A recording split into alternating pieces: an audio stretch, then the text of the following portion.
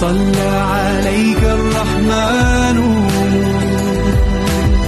أزكى الصلاة. Assalamualaikum warahmatullahi wabarakatuh. Jumpa lagi di KSM TV 7 bersama saya Irma Fatimatul Lailiyah. Nah, sebelumnya KSM TV 7 mengucapkan selamat Hari Raya Idul Adha 1447 Hijriah.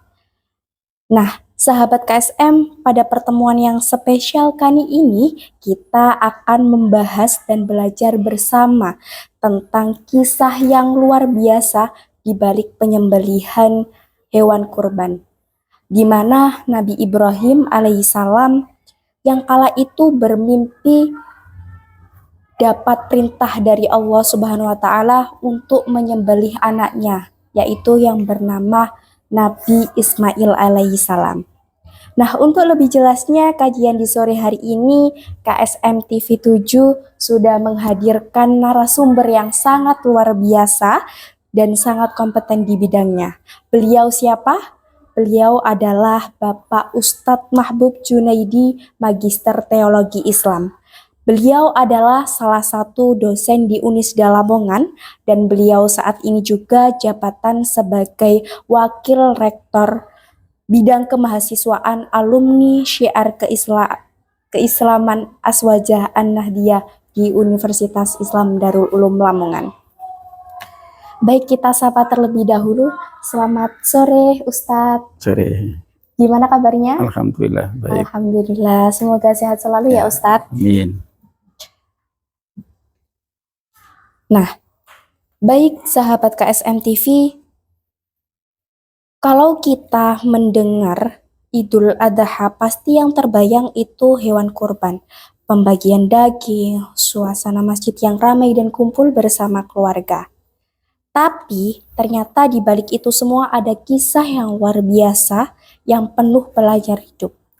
Kisah ini bukan cuma soal penyembelihan hewan kurban saja, tapi juga tentang bagaimana seseorang harus taat kepada Allah, sabar saat diuji, dan tetap ikhlas walaupun harus menghadapi hal yang sangat berat. Nah, dan kalau dipikir-pikir nih, ujian yang dialami oleh Nabi Ibrahim alaihissalam itu benar-benar luar biasa ya sahabat. Bayangkan, beliau dapat perintah dari Allah, beliau bermimpi dapat perintah dari Allah untuk menyembelih anaknya, yaitu Nabi Ismail, anak yang sangat dicintainya dan sudah lama dinanti kehadirannya. Tapi hebatnya beliau tetap mendahulukan perintah Allah di atas segalanya. Bahkan Nabi Ismail alaihissalam juga menunjukkan sikap yang luar biasa. Beliau tidak marah, tidak menolak, malah tetap sabar dan taat kepada ayahnya. Baik sahabat KSM, tidak lama-lama, langsung saja yang dinanti-nanti kita bersama narasumber yang sangat luar biasa. Sebelumnya saya ingin membacakan potongan ayat terlebih dahulu. Nanti bisa jenengan jelaskan ya Ustadz. Bismillahirrahmanirrahim. Falamma balagha ma'ahu sa'ya qala ya bunayya inni ara fil manami anni adbahuka fangdur madza tara. Qala ya abatif'al ma tu'maru satajiduni insyaallahu minas sabirin. Quran surat As-Saffat ayat 102. Nah, mungkin bisa jenengan jelaskan apa sih makna dari potongan ayat yang sudah saya bacakan tadi? Bisa kita ambil hikmahnya seperti itu, monggo Ustaz. Oke, terima kasih. Bismillahirrahmanirrahim. Sebelum kita masuk pada ayat tentang perintah menyembelih Ismail, kita tidak bisa melepaskan sejarah Ibrahim dari kecil. Ketika perintah menyembelih itu datang, itu sudah puncak daripada sekian puluh sekian banyak cobaan yang dilalui oleh Ibrahim. Ketika di kandungan saja itu sudah ada cobaannya. Bayangkan ketika Raja Namrud berkuasa, dia mendapatkan mimpi yang mirip Nabi Musa begitu. Jadi ada bintang yang terangnya itu melebihi matahari dan bulan. Sehingga kehamilannya pun itu disembunyikan. Kenapa? Kan ada perintah Raja Namrud, setiap laki-laki yang perempuan yang melahirkan laki-laki harus dibunuh. Artinya sudah melampaui sejak masa di kandungan. Kemudian sampai diasingkan di tengah hutan, di gua, sampai 13 tahun dalam kitab Tarikh At-Tabari itu. Artinya dari kandungan, kemudian ketika masa anak-anak, kalau kita menikmati hidup dengan orang tua kita, keluarga kita, dia tidak. Sendirian ada di gua. Ketika remaja kemudian umur 13 tahun dibawa pulang, mulai mengikuti bapaknya sebagai pembuat patung. Pembuat patung, kemudian dia ikut ke pasar, menjual patung, tapi dia sering mengejek patung itu. Dia mengatakan bahwa bagaimana mungkin kamu akan menyembah sesuatu yang tidak bermanfaat. Tapi dia ikuti perintah bapaknya menjual patung, tapi batinnya menolak. Bagaimana mungkin kayu dan sebagainya kemudian disembah. Tapi nggak sampai di situ. Sampai perjalanannya ke Palestina dan sebagainya, kan dari Babilonia itu kan, dari Babylon. Sampai kemudian ketemu tanda kutip ya, istrinya yang kemudian sempat dicintai oleh raja. Ada juga cobaan di sana. Sampai kepada sudah umur 75 tahun, sebelum itu agak dewasa, kemudian perintah untuk dakwah. Tantangannya adalah mati. Buktinya apa? Kan dilemparkan ke kobaran api. Tapi karena Allah mengendaki api itu dingin, maka kemudian Nabi Ibrahim tidak kepanasan, tapi malah kedinginan. Ada berapa cobaan itu kemudian? Kemudian istrinya mau diminta oleh raja. Kemudian usia 75 tahun disuruh sunat, disuruh khitan. Usia 75 tahun, kalau kita kan mungkin ya sudah gak masuk akal begitu kan. Yeah. Penyatnya begitu. Nah, dari cintanya kepada Sarah, tidak punya anak. Bayangkan. Sampai usia 80, itu sudah berapa tadi yang kelihatan? Apa cobaannya? 80 tahun kemudian Sarah minta untuk menikahi budaknya, yaitu Hajar. Itu membantunya. Dinikahi punya anak. Sarah nggak terima. Usir itu istri kamu sama anak kamu itu ke tempat yang jauh, yaitu ke Bakkah, yaitu ke yang sekarang kemudian disebut dengan Mekah itu. Yang nanti ada sejarahnya air Zam-Zam. Berapa itu sudah cobaan Nabi Ibrahim? Jadi punya anak yang ditunggu 80 tahun lebih, punya anak disuruh oleh istri tuanya mengasingkan sama istri mudanya. Hanya berdua, ditinggal pergi lagi ke daerah Palestina. Kemudian sudah agak lama punya anak namanya Ishak. Nah, adiknya nanti yang punya keturunan Yahudi. Kalau Ismail nanti turun ke 64 namanya Muhammad bin Abdullah ini. Jadi mengalami fase ini tidak 1-2 tahun disuruh menyembelih, tidak. Kemudian setelah usia Wakilah 6 tahun atau 5 tahun, sambang gitu kan, sambang ke Hajar, ada perintah menyembelih. Loh, anak si tunggu sekian tahun, itu belum punya adik waktu itu. Belum punya adik namanya Ishak. Disuruh menyembelih, bayangkan. Ditunggu 80-85 tahun, kemudian disuruh menyembelih. Tapi karena taatnya Ibrahim kepada perintah Tuhan, kemudian disampaikan kepada anaknya, sama dengan yang tadi Mbak baca itu. Apa jawab anaknya? Ya abatif alma tu'mar. Baik ayahku, laksanakanlah perintah itu.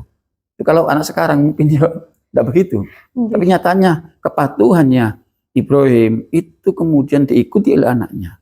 Jangan kaget ketika ada anak kemudian kok bantah, ya bapak itu tukang bantah gitu kan. Karena Ibrahim itu tidak pernah bantah. Mengapa kemudian, pertanyaannya, mengapa kok sampai disuruh nyembelih?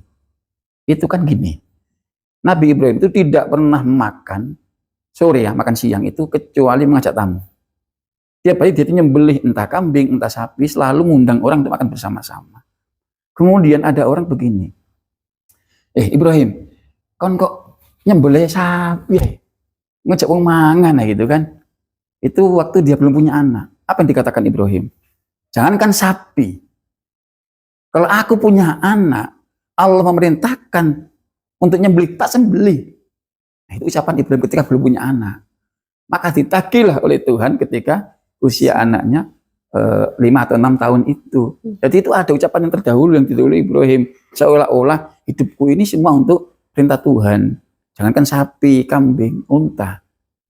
Bahkan ketika aku punya anak pun Allah nyuruh nyembelih, saya sembelih. Ternyata Allah mengabulkan ketika usianya 80 tahun atau 85 tahun. Dan betul di usia anaknya mulai bisa komunikasi 5-6 tahun itu kan masih lucunya kan diperintahkan menyembelih. Tapi ya dijalani dengan baik. Anak juga begitu manut ya karena bapaknya orang manut. Kalau bapaknya itu pernah bantah Tuhan, ya mungkin juga anaknya juga nggak begitu jawabannya begitu. Nah, jadi itu perintah yang agak puncak ya. Nanti puncak lagi itu setelah Ismail dewasa, kemudian Allah memerintahkan Ibrahim dan Ismail untuk membangun Ka'bah. Yang tinggal sisa-sisa pondasinya itu dibangun. Kemudian doa puncaknya adalah, ya Allah jadikanlah aku dan Ismail itu orang yang Muslim. Puncaknya di situ. Padahal selama ini taat, patuh, tapi masih minta dijadikan orang yang muslimaini laka, yang dia dan anak itu menjadi taat, yang patuh, yang taslim kepada Allah. Kemudian abas fihim rasulan, dan utuslah nabi atau rasul dari dzurriyyah Ismail. Tidak ada kan nabi dari Ismail, di ujungnya ada Nabi Muhammad SAW. Beda ketika dari si Ishak. Ishak itu anaknya, cucunya itu nabi semua. Sampai ke terakhir di Nabi Isa. Tapi dari Ismail ke bawah tidak ada nabi, tidak ada rasul. Ke 64 ada wujud Nabi Muhammad SAW. Artinya kalau di garis kenceng itu Nabi Muhammad kenceng Ismail, kalau Ishak itu kanan kiri bawah atas itu nabi-nabi ini buahnya nabi. Maka Nabi Muhammad mengatakan bahwa al ulama bil ummati kan nabi fi bani Israil. Jadi ulama di umat itu seperti nabi di bani Israil. Saking banyaknya nabi-nabi di bani Israil yang oleh yaitu keturunan Nabi Ishak itu. Dari Ismail sepi, nggak punya nabi sampai pada Nabi Muhammad SAW. Baik, terima kasih Ustadz. Nah, Masya Allah, ternyata dari ayat tersebut itu banyak sekali ya pelajaran yang kita ambil. Nah, baik, langsung saja bisa jenengan jelaskan terkait tema kali ini, yakni tentang membangun mentalitas Ibrahim, totalitas ketaatan, dan solidaritas kemanusiaan. Untuk temanya sangat menarik ya Ustadz. Monggo jenengan tadi sudah kami sampaikan sedikit tentang totalitas dalam taat ya. Ya perintah mulai dari awal tadi itu perintah dakwah sampai kepada perintah untuk nyembelih anak itu kalau nggak total nggak mungkin bisa. Bahkan perintah yang terakhir itu dolei mana bekasnya Ka'bah, kan sudah nggak ada itu. Sudah hancur ketika Nabi zaman Nabi Nuh. Digolei di padang pasir itu ketemu baru dibangun. Coba bayangkan kita disuruh ke padang pasir, golek ono bekas rumahnya si A begitu. Tidak ada barangnya. Dolei sama Ismail berdua sama bapaknya itu. Itu karena perintah. Totalitas lah wujudnya adalah yang puncaknya mungkin ya, yang memang secara pembelajaran itu yang selalu menjadi ikon adalah penyembelihan Nabi Ismail. Bagaimana mungkin seorang anak lucu-lucune dinteni sekian puluh tahun disembelih. Itu kan enggak total ya, dianggap mimpi biasa. Tapi enggak, karena mimpinya itu dianggap sodiko, yang wahyu, maka kemudian dilaksanakan. Tapi itu esensi begini. Saya melihat dari kajian tasawuf bahwa penyembelihan itu punya 3 makna. Yang pertama adalah penyembelihan wasanul khofi, yaitu menyembelih berhala yang tersembunyi. Begini, kalau kita itu sudah mencintai anak kita berlebihan, itu kan kemudian sudah merasa diduakan. Nah, kon biasa iling aku, bisa iling anakmu. Kon biasa ingat saya, dikir sama saya, sholat. Saya kok gendong anakmu, kok nonton anakmu. Jadi seolah-olah ada berhala lain, walaupun dalam dalam kaidah fikih enggak, itu bukan penyembahan pada enggak. Itu tasawuf, itu sudah menduakan Tuhan. Mengapa? Karena ada yang lebih penting daripada Tuhan, atau mengimbangi.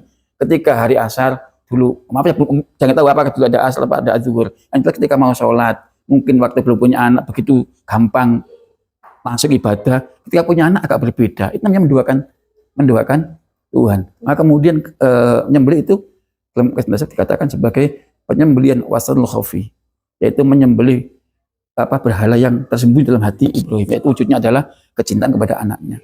Dan biasanya ini pelajaran bagi kita semua bahwa ketika kita mencintai anak kita atau apapun yang kita miliki berlebihan, biasanya Allah akan menguji kita dari itu. Biasanya kita gini, kalau Anda punya kendaraan baru ya, sowan nang hipol, hati-hati. Biasanya Tuhan akan menguji kita dari mobil kita itu. Kalau kita mencintai rumah kita karena sangat nemen, hati-hati. Rumah kita akan menguji kita. Entah sertifikatnya bermasalah, entah ujuk-ujuk, yang ada saja. Dan sama ketika kita punya anak misalnya, sangat kita cintai, hati-hati. Biasanya gampang sakit. Mengapa? Ya karena Tuhan itu yang nggak terima. Kok biasanya iling aku, saya iling anak, begitu. Merasa diduakan. Iya, akhirnya diuji oleh Tuhan dari apa yang kita cintai. Itulah yang ada pada Ibrahim. Kenapa kemudian disuruh menyembelih? Itu adalah menyembelih wasanil khafi, yaitu menyembelih berhala tersembunyi. Yang kedua, yaitu meleburnya kehendak ilahi pada diri Ibrahim, bahwa semua kehendak Allah itu dianggap sudah menyatu dengan dirinya. Terus kalau Allah berkehendak A, ya itulah saya A. Kalau Allah berkehendak B, ya itu saya B. Akhirnya dilakukan tanpa ada beban. Kemudian yang ketiga, dalam sisi totalitas apa namanya, kata perintah ini, ketaatan, yaitu tazkiyatun nufus, yaitu bagaimana Ibrahim itu berusaha diajari Tuhan menyembelih sifat-sifat kebinatangan. Tadi menyembelih berhala dalam dirinya, kemudian yang kedua menyatukan kehendak Tuhan dengan kehendak dirinya, yang ketiga itu menyembelih sifat yang ada di dirinya, yaitu sifat-sifat kebinatangan itu. Ya, yang mungkin kalau bahasa kita ada serakah, amarah, merasa paling dan sebagainya. Artinya berlebihan, maka kemudian harus dihilangkan. Itu dari ketaatan kepada Tuhan, tiga itu. Oke, monggo. Baik, itu tadi kan sudah terkait tentang membangun mentalitas Ibrahim dan juga totalitas ketaatan. Okay. Sekarang kita lanjut ke solidaritas kemanusiaan ya, Ustadz. Iya, ya. Nah, dulu ketika Ibrahim itu ketika makan siang atau sore selalu ngajak orang itu kan, selalu ngajak. Bahkan dia itu sering keluar rumah, dolek, tidak ada orang, nggak makan dia. Memang dia begitu, selalu ngajak orang. Kalau kita kan enggak. Kalau makan sembunyi gitu kan. Ini makan enak sembunyi. Makan gak enak basi dikasihkan orang. Ibrahim enggak, sejak awal dia mencari orang itu sama-sama makan. Nah, apa nilai yang pertama, yaitu yang itu adalah menyembelih sifat egoisme yang berlebihan, egoisme kelompok, egoisme organisasi, egoisme kesukuan, egoisme kalau dalam politik itu apa namanya? Ya partai politik itu. Bukan untuk kepentingan pribadi atau kelompoknya. Di egoisme itu harus dihilangkan. Untuk apa? Harus untuk kemaslahatan umat. Ketika ada porsi A, porsi B, itu tidak boleh kemudian dipuas hanya untuk kelompok saya, hanya untuk partai saya, hanya untuk organisasi rumah saya, tidak boleh. Atau untuk agama saya. Maka yang dibangun itu adalah kemaslahatan umat. Coba Anda lihat ketika sejarah ketika Nabi Ibrahim ngasih makan ya, akhirnya biasa. Suatu ketika ada orang itu ditanya ketika mau makan sama Ibrahim itu, kamu kok nggak pernah kelihatan, kamu dari mana? Saya dari kota ini. Saya dengar bahwa kamu itu kalau makan mesti ngejak orang, saya pengen ikut makan. Kamu agamanya apa? Saya Majusi. Itu diusir oleh Ibrahim, nggak boleh ikut makan. Kami hanya menerima orang-orang yang taat pada Allah yang makan di sini. Kalau kamu nggak boleh ikut. Kemudian dia diusir sama Ibrahim, pergi. Langsung dapat wahyu bahwa loh, kayak ngono ae wis menolak orang. Aku kata Allah, aku ngeramut wong gak Islam tok. Semua ya maju, ya kafir, bahkan yang mesti saya, semua saya kasih makan tanpa ada pilih kasih. Ngapain kamu memilih orang yang hanya taat pada aku? Aku juga begitu gitu kan. Dan itu kemudian Ibrahim itu punya pandangan bahwa ngasih makan jangan lihat agama. Jangan lihat itu kelompok saya, itu partai saya, itu rumah saya, enggak. Tapi kemaslahatan umat. Enggak peduli mau dari Jawa, kayak misalnya di Indonesia ya, dari Kalimantan, kayak dari Papua, apa dari Islam, apakah dari Katolik, apa dari Protestan, dari Konghucu, semua sama. Kemaslahatan umat. Itu harus dimiliki oleh jiwa pemimpin seperti Ibrahim. Yang kedua, yaitu memiliki sikap untuk merasa apa namanya bisa menghilangkan sifat memiliki. Jadi gini, kita punya rasa itu anak saya, gitu kan? Itu milik saya, itu rumah saya, itu jabatan saya, itu dari sembelih. Tidak boleh ada keakuan. Artinya apa? Semua itu titipan Tuhan. Gitu. Jabatan kita titipan, uang kita titipan, semua akan berganti tangan. Entah sekarang, entah besok, entah lusa. Apalagi jabatan tentang kemanusiaan. Jangan merasa mumpung berkuasa, mumpung saya jadi nabi, mungkin begitu ya Ibrahim. Tapi tidak boleh ada sifat itu. Maka disembelilah sifat iki anakku. Kudu tak kalau ini tidak kata Tuhan, itu ke anakmu, itu makhlukku, gitu kan kata Allah. Sembelih. Karena nggak boleh ada apa namanya rasa memiliki yang itu secara eksklusif. Seorang nggak ada orang boleh menyentuh Ismail.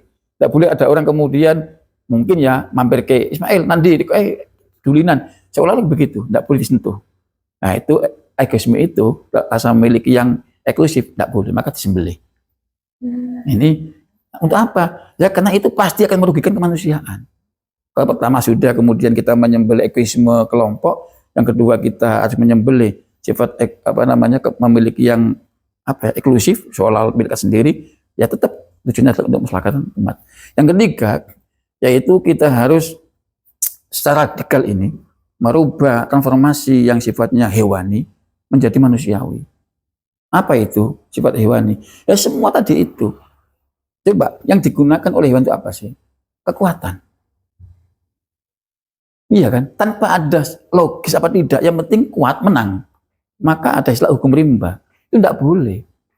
Ismail kan kaya raya memang. Walaupun dia bukan raja, tapi dia tokoh agama, sangat kaya. Sapi ini ribuan, ontanya ribuan, dia kaya. Tapi kemudian transformasi hewani yang merasa ikiwekku, aku kuasa macam-macam, harus dikikis habis. Jadi apa? Menjadi sifat manusiawi, memanusiakan manusia, bahwa kita nggak punya apa-apa, cuma milik Tuhan. Jadi antara yang pertama tadi menyembelih egoisme, keakuan, ya kelompok aja nggak boleh, keagamaan nggak boleh untuk umat. Kedua yaitu menyembelih sifat-sifat memiliki secara eksklusif, kemudian transformasi sifat-sifat hewani menjadi sifat manusiawi. Maka kemudian Allah mengganti ketika menyembelih diganti dengan pohon kibas. Ya karena nggak manusiawi nyembelih orang itu gitu kan. Tapi itu pelajaran, itu penting. Dan ujungnya diganti Tuhan sama kibas. Untuk apa? Untuk dibagikan kepada orang lain, bukan dimakan sendiri. Nah, gitu. Jadi ada semacam pembelajaran di awal, di ujungnya tetap nggak manusiawi kalau kita nyembelih manusia. Maka diganti di bawahnya itu kambing kibas. Masya Allah, terima kasih banyak Ustadz. Penjelasannya sangat detail sekali ya, luar biasa. Terima kasih atas ilmunya yang sudah jenengan berikan. Selanjutnya saya ingin bertanya ya Ustadz. Jadi tadi kan sesuai dengan tema kita, membangun mentalitas Ibrahim, totalitas ketaatan dan solidaritas kemanusiaan. Nah, yang saya tanyakan dalam konteks totalitas ketaatan. Nah, apa makna utama dari peristiwa penyembelihan Nabi Ismail oleh Nabi Ibrahim? Seperti itu. Kami kira dari tadi ya kita sampaikan 3 poin di bagaimana kita taat pada Allah total, itu sudah menjawab semua. Jadi bagaimana tadi kita yang pertama itu menyembelih berhala dalam diri kita.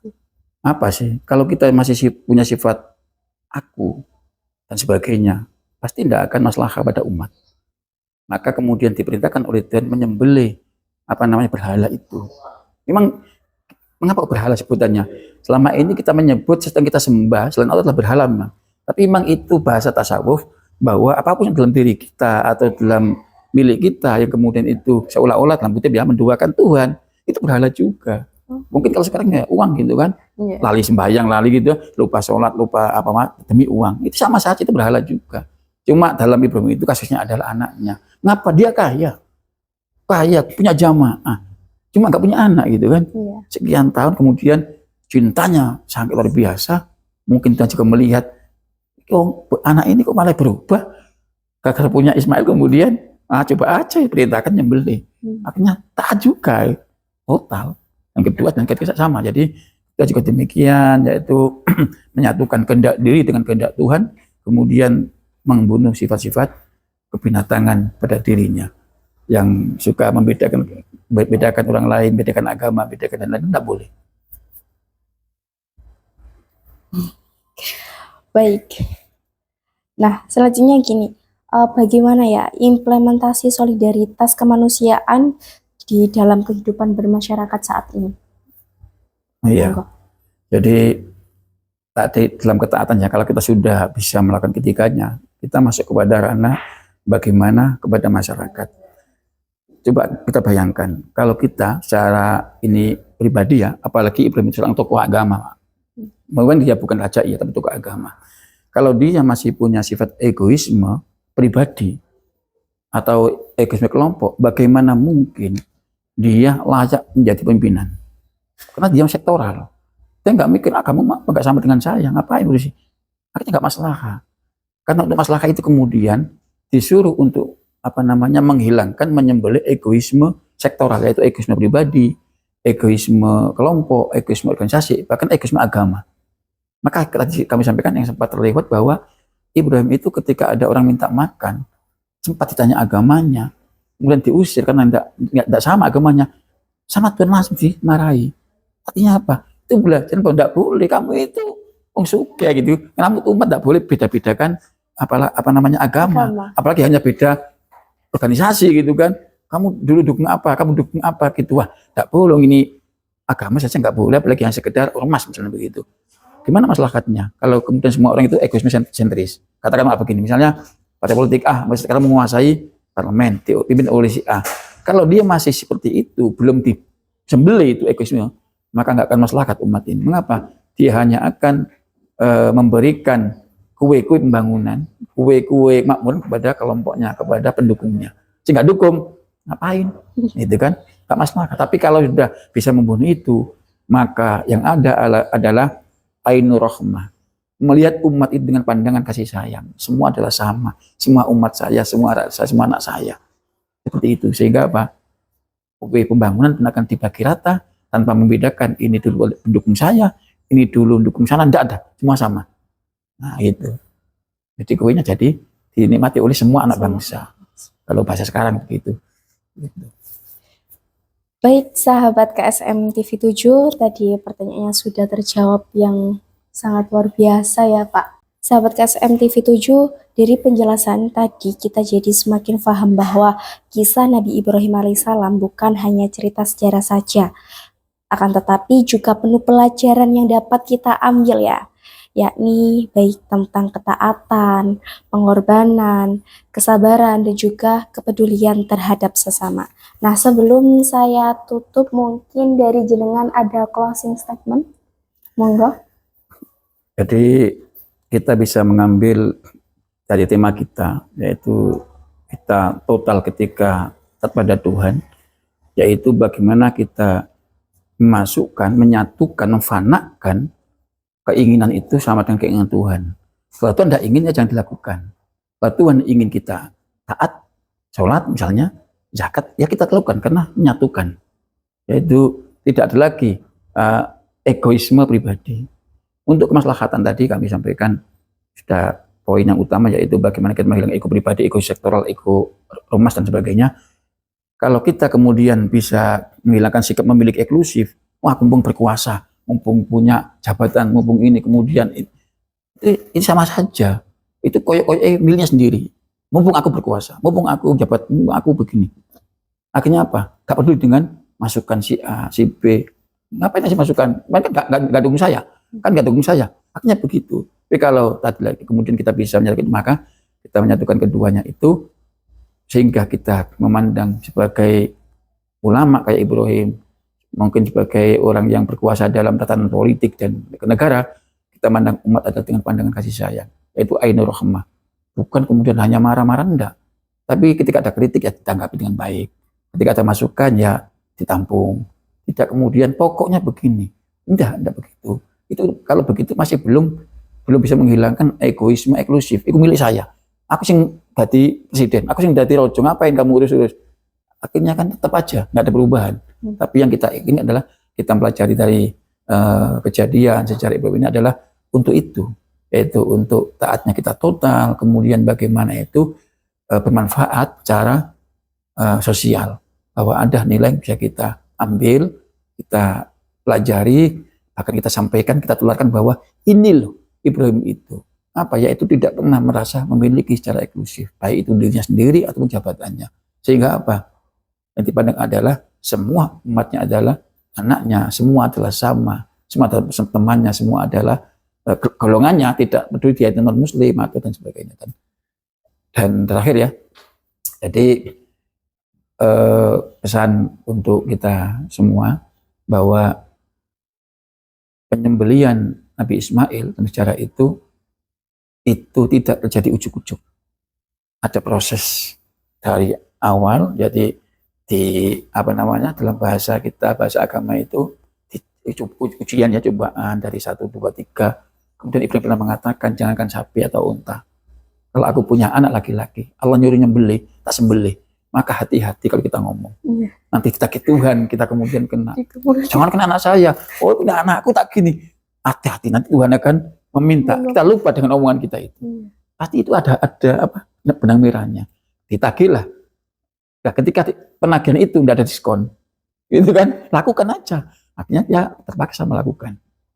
Nah, kita kan ya gitu. Tapi kalau Ibrahim bukan terpaksa ya pasti taslim, maka kemudian di ujungnya minta waj'alna muslimaini laka wa min dzurriyyatina ummatan muslimat lak. Jadi minta dijadikan orang yang betul-betul taslim, tunduk, patuh pada Allah Subhanahu wa taala. Baik, terima kasih Ustadz. Sudah jelas sekali ya, sahabat KSM, Masya Allah luar biasa sekali. Terima kasih Ustadz Mahbub. Pembahasan kita sore hari ini semoga dari kisah Nabi Ibrahim alaihissalam dan Nabi Ismail ini bisa kita ambil ya hikmahnya, belajar menjadi pribadi yang taat dan lebih sabar, lebih ikhlas lagi dan lebih peduli terhadap sesama. Seperti itu ya sahabat KSM. Terima kasih buat Ustadz Mahbub karena sudah menyumbangkan ilmunya bagi sahabat-sahabat KSM. Terima kasih banyak sahabat KSM juga telah menyaksikan kajian sore ini dari awal hingga akhir. Nah, kurang lebih seperti itu ya sahabat KSM. Kita ambil hikmahnya dari kisah Nabi Ibrahim dan juga Nabi Ismail. Saya Nirma Fatimatul Lailiyah, apabila ada salah kata atau perbuatan yang kurang berkenan, saya mohon maaf yang sebesar-besarnya. Wallahul muwaffiq ila aqwamit thariq. Wassalamualaikum warahmatullahi wabarakatuh. Waalaikumsalam warahmatullahi wabarakatuh.